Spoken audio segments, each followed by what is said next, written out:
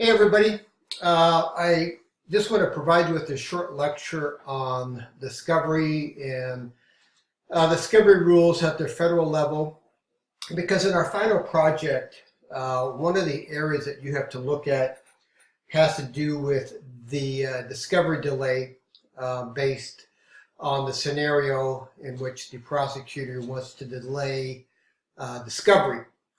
Um, and so I want to just provide you with a little bit more information on federal discovery rules so that as you prepare your response for this particular critical element, you'll have a pretty good background. And I think this will help you. All right? So let me dive right into it. And first thing I'm going to do is disappear. Okay, so we're going to talk about the federal criminal discovery rules. And so first of all, we'll start off with what is a criminal discovery.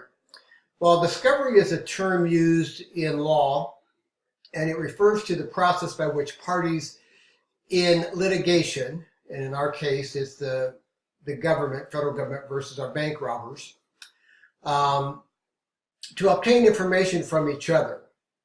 Now, criminal discovery is limited to materials that are intended to be used directly at trial, as well as evidence that materially exonerates the defendant. So it not only applies to evidence that you may possess that you're going to use at trial, but if you happen to have a piece of information that materially exonerates a defendant, then you also need to disclose that. All right, so this is just a quick overview on what exactly discovery is. And like I said, it's a process, and we'll learn about that a little bit more towards the end of this lecture, but discovery is a process. And it typically goes on throughout the course of the criminal trial process, right? So sources that govern federal criminal law discovery rules, and primarily there are three. Rule 16 of the Federal Rules of Criminal Procedure is primarily the rule that establishes discovery process in the federal judicial system. So that would be a good rule to list in terms of responding to this particular prompt. So you can mention Rule 16 of the Federal Rules of Criminal Procedure. We'll highlight that here in just a minute. There's also a couple of United States Supreme Court cases that apply directly to the process of discovery. One is Brady and one is Giglio. And we'll talk about each of those briefly. And then the last thing is called the Jencks Act, which was passed by Congress, which we'll also discuss here in just a moment. Okay, but let's go to Rule 16 of the Federal Rules of Criminal Procedure. And basically what this rule says is that once a defendant makes a demand on the government, so in this case, the federal prosecutor, the government is required to produce items such as the defendant's statements, the defendant's criminal record, reports of any examination and tests, documents or other physical objects that the government intends to introduce at trial, and there's a handful of more things, but these are the primary things. So, for example, in our particular case, the government may, in fact, be looking at introducing the weapons, okay, shotguns, as part of the evidentiary process. So they would have to provide some, typically it's going to be in the form of photographs of these particular objects that they might want to introduce as evidence during the course of this trial, right? So this is basically, again, what is required to be produced. And, you know, part of this, and I'll go into a little bit more detail on this, but part of this whole process is designed to add efficiency and effectiveness to the court system. And I'll touch a little bit more on that here in just a little bit. But this is in a nutshell. Rule 6 is rather lengthy, but this is in essence a nutshell on Rule 26. So this is a good thing for you to understand and also to probably reference for that particular prompt. Okay, this rule is reciprocal. And what that means is once the defendant's attorney invokes Rule 16 for discovery, the government can demand the same from the defendant. In other words, the defense will have to turn over evidence that it plans on using during the course of this trial. And it would apply to any documents that they have that they plan on introducing as part of their defense to this particular case. So Rule 26 is a double-edged sword, but it applies to both parties. Okay, so take a look at that. I'll also include a link to the actual Rule 26 if you're interested. You can go ahead and take a look at that. There are two United States Supreme Court cases that deal with the federal discovery rules as well. There's Brady and Giglio. So first I'm going to talk about Brady. Now Brady is a 1963 case, Brady versus Maryland. And basically what that means is the government has a duty to produce exculpatory evidence to the defendant. Okay?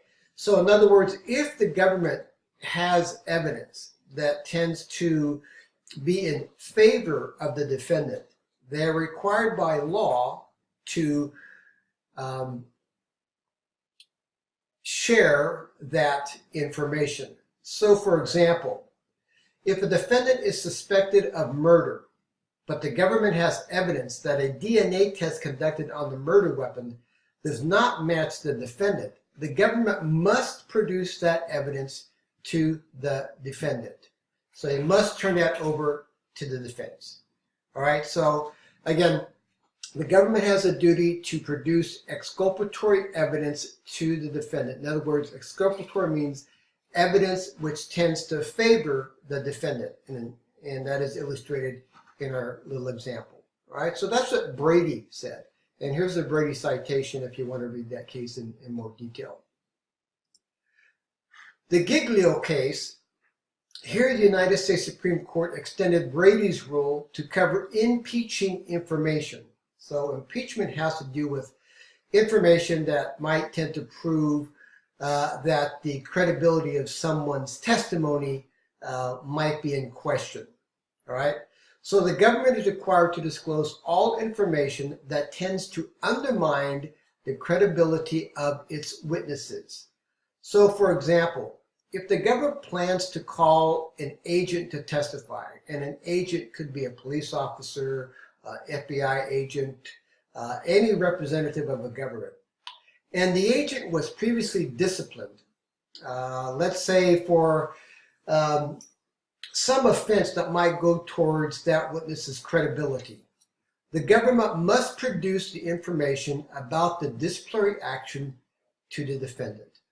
So in this case, under Giglio, the government is required again to disclose all information that tends to undermine the credibility of its witnesses. Okay? The Jencks Act. Under the Jencks Act, a party calling a witness is required to produce any recorded statements of that witness pertaining to the witness's testimony. So for example, if the government calls a victim to testify about an assault, and it has a recording or a report of a previous interview with the victim about the assault, it must produce the report or the recording to the defendant. So any type of reports that you have on your interviews, maybe even in cases where you, for example, maybe videotaped it or used a recorder, then in those particular instances, you are required to turn those over to the defense. Now, the Jencks Act only applies to recorded statements.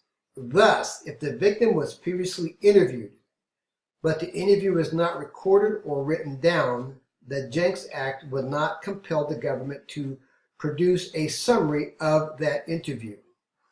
Now, I want you to know that most law enforcement agencies, if not all law enforcement agencies, if they interview witnesses or victims or anything to a case, they generally will document that in terms of a written report.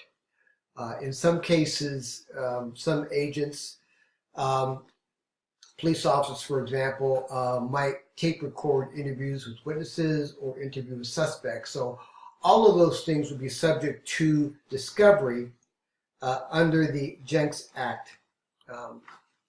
So it basically is giving the defense an opportunity to review the material, and then typically what happens is if a person takes a stand but his testimony is different than what he told the police, you can always refer to the police report, and then jury can determine whether or not that person is credible, or maybe that person is not credible. Okay? So that's the Jencks Act. So those are the three ways in which discovery is applied to the federal government. Rule 16 of the Federal Rules of Criminal Procedure, 2 Supreme Court cases, and then the Jencks Act. So here's some closing thoughts.